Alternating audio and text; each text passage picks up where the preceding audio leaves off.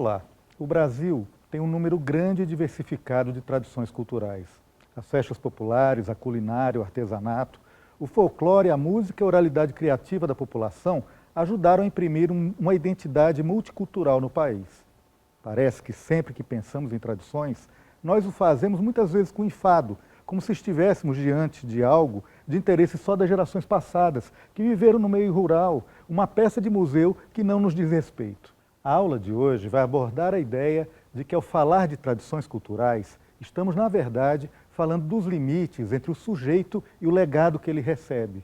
E isso pode ter mais consequências na vida atual do que se imagina. Meu mundo é hoje, não existe amanhã para mim. Eu sou assim, assim morrerei um dia. Não levarei arrependimentos, nem o preso da hipocrisia. A Saudade Brasileira é o nome do livro que eu tinha pedido a ele, né? Já tem anos. É, olha só, e tem uma dedicatória. Do próprio autor do livro.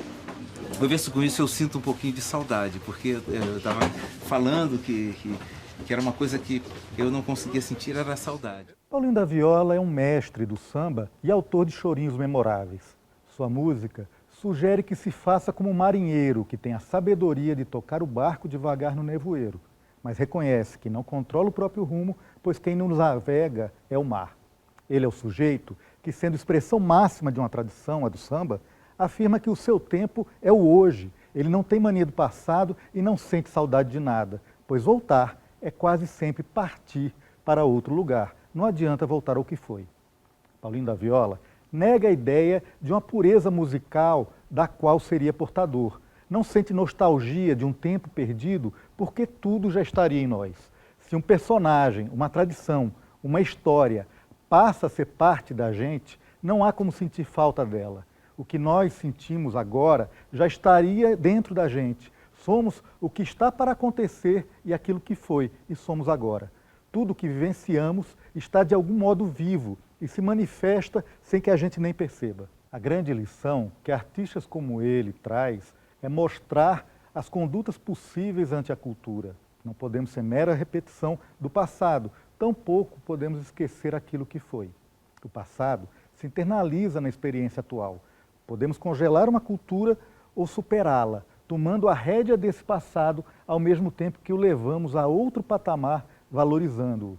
Sendo incapazes de esquecer totalmente, tampouco somos capazes de reproduzir totalmente a manifestação original sem atualizá-la. Caso a gente fizesse isso, a tradição que nós representamos estaria morta.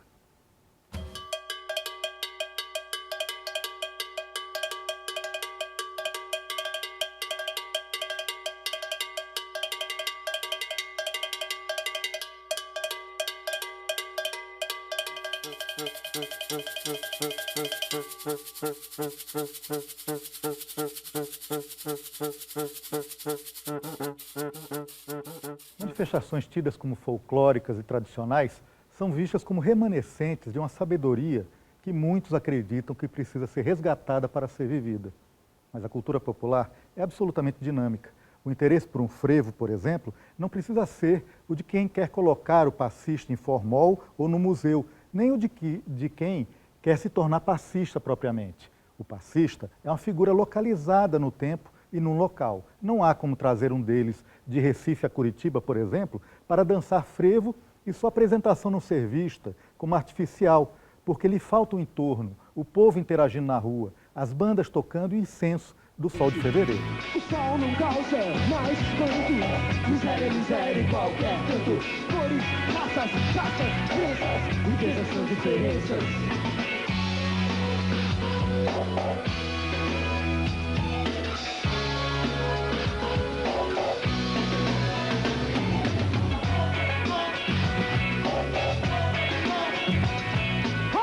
É na tela de cinema, é na tela de cinema. Rei do rock! Vai italiano, vai americano, vai viajante, é uma vez, vai japonês.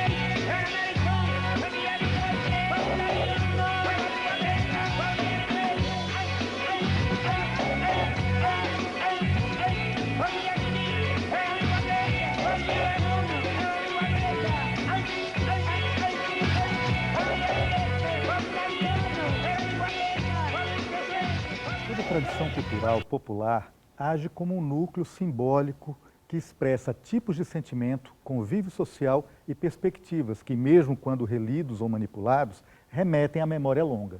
Haveria uma mentalidade expressa em objetos ou formas estéticas que traduzem o ideal de relações intensas de espírito comunitário, anterior ao individualismo contemporâneo. Essas relações talvez nem existam mais em estado puro, mas continuam existindo como ideia. Faz cada vez menos sentido identificar cultura popular pela distribuição de objetos culturais num dado grupo social. Primeiro, porque a tradição folclórica e a cultura de elite estão em situações muito parecidas hoje. É tão difícil encontrar uma manifestação preservada em estado puro quanto referências culturais de prestígio de fato assimiladas por todos na elite cultural brasileira. Num ambiente cultural em que as referências se misturam, seria anacrônico congelar a cultura numa cultura popular, se todo mundo vê novela, por exemplo.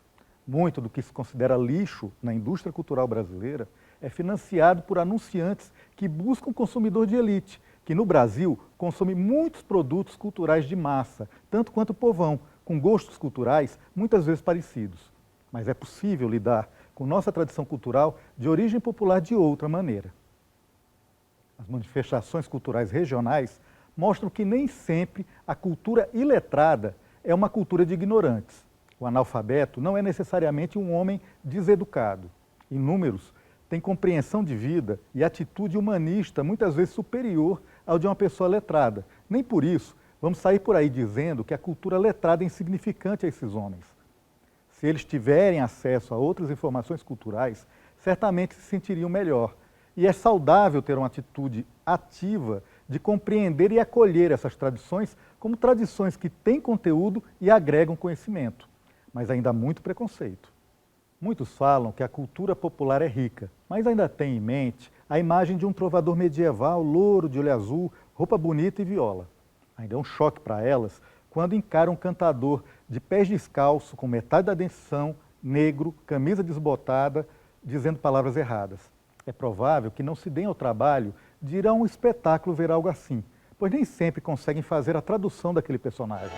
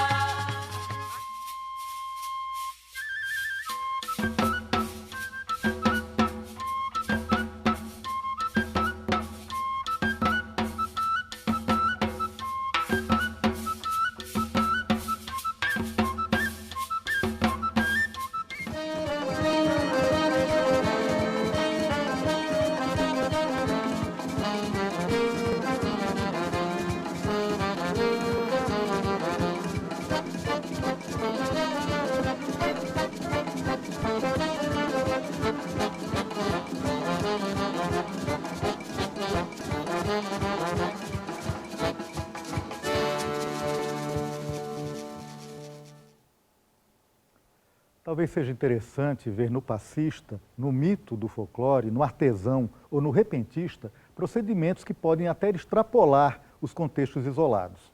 Cabe perguntar se essas obras ligadas a tradições culturais remotas, rurais e datadas, trazem algum tipo de conhecimento que pode trazer vitalidade à cultura de nossa época. Estar na presença deles é testemunhar uma memória que de alguma maneira se apagou, ficou escondida, e a gente anda precisando do socorro delas, porque elas ainda trazem dentro delas uma vitalidade, uma comunhão festiva com o mundo. Por isso, tem se revelado mais rico entender o modo específico como um conjunto de procedimentos é apropriado por diferentes ações culturais do que isolar o que é popular num conjunto estanque de procedimentos.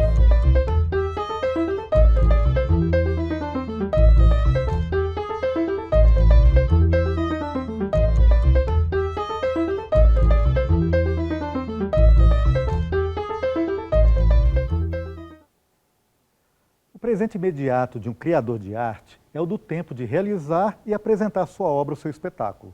Uma obra é a síntese de todo o percurso criativo que o artista fez até ali, mas não só. Retrata também a tradição cultural com que ele dialoga. Por isso, pensar a tradição na cultura é mais do que preservar a memória de antigas manifestações culturais.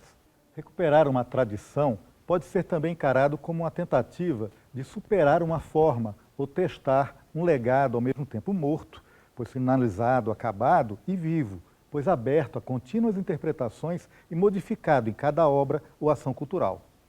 Sempre me pareceu que por trás da ideia de preservação da cultura popular haveria antes um esforço contra a pasteurização e falta de diversidade nos produtos massificados. A TV, por exemplo, fez a predileção popular pela oralidade migrar das manifestações culturais de rua para a relação mais indireta, mas predominantemente oral, do vídeo.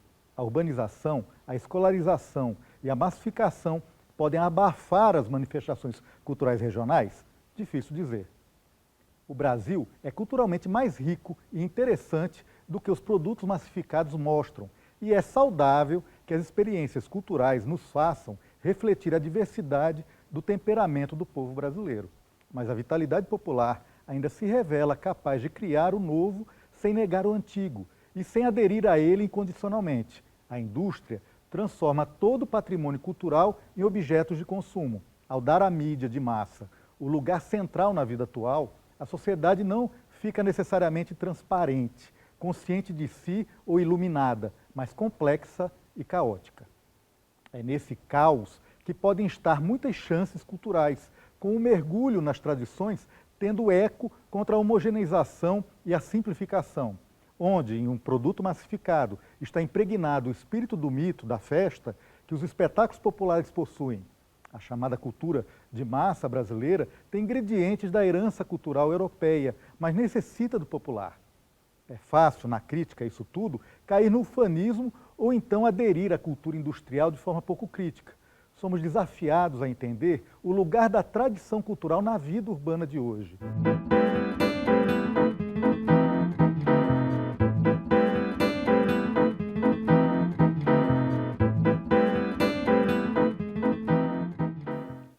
As pontes entre tradição e vida contemporânea repercutem em mais de um plano na cultura brasileira. Numa era de globalização, em que as culturas tendem a ficar homogêneas, os gostos se nivelam e as pessoas assumem comportamentos muito parecidos em lugares muito diferentes entre si, a resposta pode não ser o mero resgate das manifestações e rituais culturais tradicionais, a repetição do passado, seu congelamento e veneração fora de contexto. Diante da fragmentação e da perda de referências, o desafio é diversificar a experiência cultural, é se dispor a usufruir e ter acesso a um cardápio variado de experiências que incluam o consumo de massa, de elite e a cultura popular.